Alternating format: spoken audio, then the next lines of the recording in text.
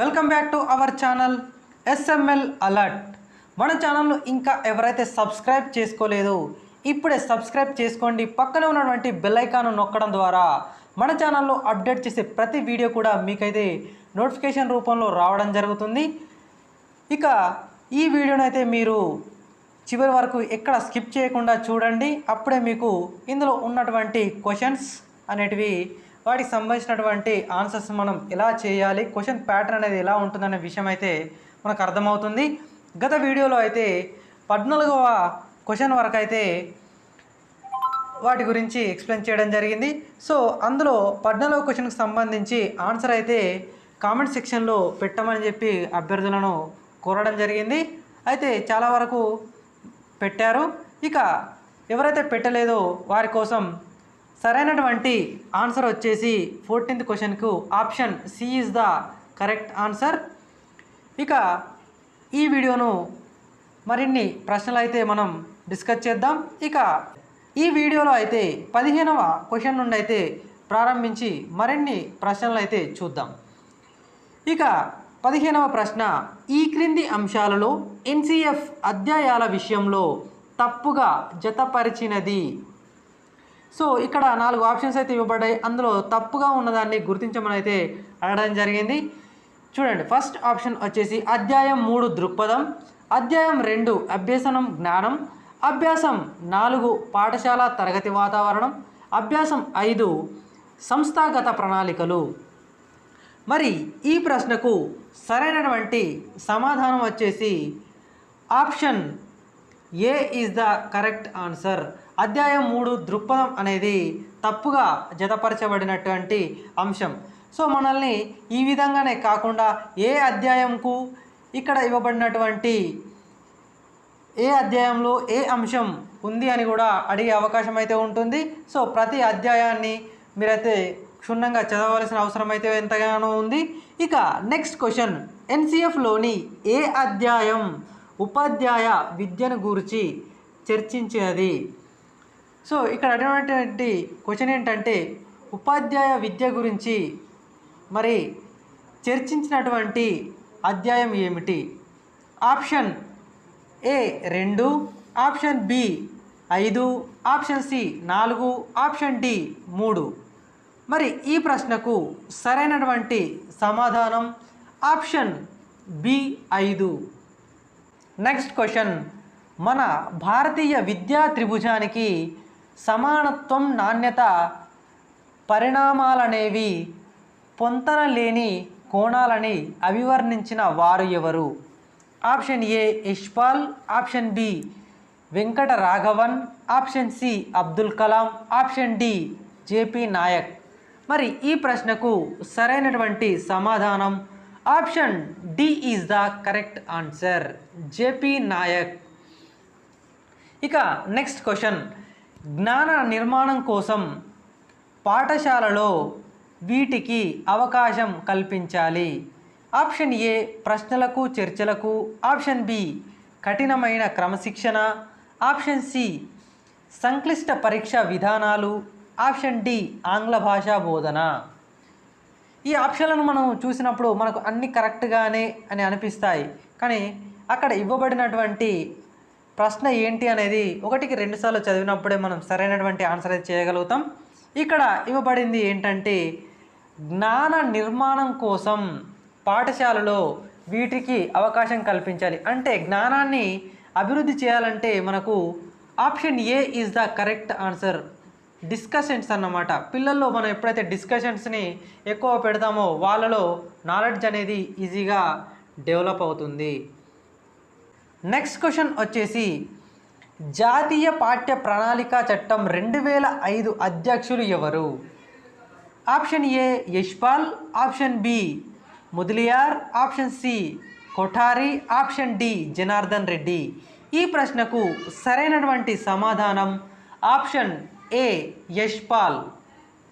ఇక next question కనుక మనం చూసుకున్నట్లయితే నెక్స్ట్ క్వశ్చన్ వచ్చేసి విద్యా హక్కు చట్టం ప్రకారం అందరికీ డాష్ నిర్బంధ విద్యను అందించాలి, నిర్బంధ మాధ్యమిక విద్యను అభ్యసించాలి, ప్రాథమిక విద్యను అందించాలి, ఉచిత నిర్బంధ ప్రాథమిక విద్యను అందించాలి? మరి ఈ ప్రశ్నకు సరైనటువంటి సమాధానం విద్యా హక్కు చట్టం ప్రకారం అందరికీ ఉచిత మరియు నిర్బంధ ప్రాథమిక విద్యను అందించాలి అనేది సరైనటువంటి సమాధానం ఆప్షన్ డి. ఇక నెక్స్ట్ క్వశ్చన్ కనుక మనం చూసుకున్నట్లయితే నెక్స్ట్ క్వశ్చన్ వచ్చేసి అభ్యసనంపై మనకున్న అభిప్రాయాలను మార్చుకోవాలని తెలిపిన ఎన్సిఎఫ్ అధ్యాయం ఏమిటి? సో ఏ అధ్యాయంలో అయితే ఈ విధంగా పేర్కొనబడిందని చెప్పి అడగడం జరుగుతుంది. Option A 1, option B 2, option C 3, option D 4. మరి ఈ ప్రశ్నకు సరైనటువంటి సమాధానం వచ్చేసి ఆప్షన్ బి 2. రెండవ అధ్యాయంలో అయితే అభ్యసనంపై మనకున్న అభిప్రాయాలను మార్చుకోవాలని అయితే తెలియజేయడం జరిగింది. ఇక నెక్స్ట్ క్వశ్చన్ భాషా నైపుణ్యాలను గురించి విద్యా లక్ష్యాలను గురించి పేర్కొన్న ఎన్సిఎఫ్ అధ్యాయం ఏమిటి? Option A 1, option B 2, option C 3, option D 4. మరి ఈ ప్రశ్నకు సరైనటువంటి సమాధానం వచ్చేసి option C is the correct answer 3. So భాషా నైపుణ్యాల గురించి విద్యా లక్ష్యాలను గురించి పేర్కొన్నది అధ్యాయం 3.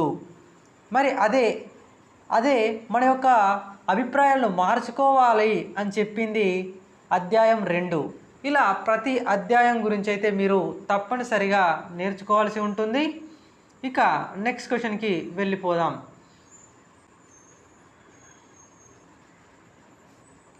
గణితీకరణం అనగా ఇది కాదు. మరి ఏది కాదు చూద్దాం. ఆప్షన్ ఏ తాత్వికంగా ఆలోచించడం, ఆప్షన్ బి అమూర్త భావన అన్వయం అనేది ప్రధానంగా ఉండడం, ఆప్షన్ సి అధిక హోంవర్క్లు ఇవ్వడం, ఆప్షన్ డి గణిత సమస్యల పరిష్కార శక్తిని పెంపొందించడం. సో ఇక్కడ కాని దాని గురించి అడిగారు, క్వశ్చన్ను బాగా చదవండి. ఇక మరి సరైనటువంటి సమాధానం వచ్చేసి గణితీకరణం అంటే గణిత సమస్యల పరిష్కార శక్తిని పెంపొందించడం.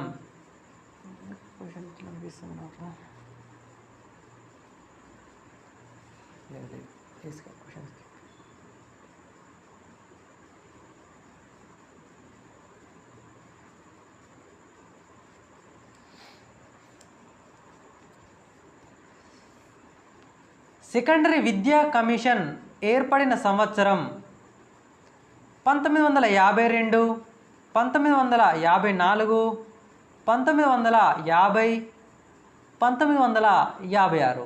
మరి ఈ ప్రశ్నకు సరైనటువంటి సమాధానం ఆప్షన్ ఏ 1952.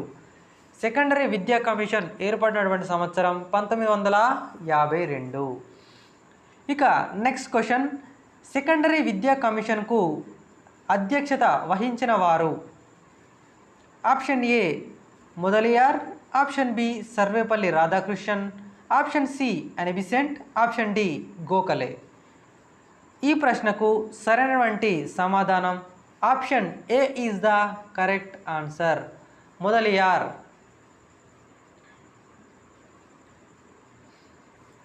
ఇక నెక్స్ట్ క్వశ్చన్ కనుక మనం చూసుకున్నట్లయితే నెక్స్ట్ క్వశ్చన్ వచ్చేసి జాతీయ విద్యా విధానాన్ని రూపొందించిన సంవత్సరం ఏమిటి? 1962, 1968, 1964, 1969. మరి ఈ ప్రశ్నకు సరైనటువంటి సమాధానం ఆప్షన్ ఏ 1962.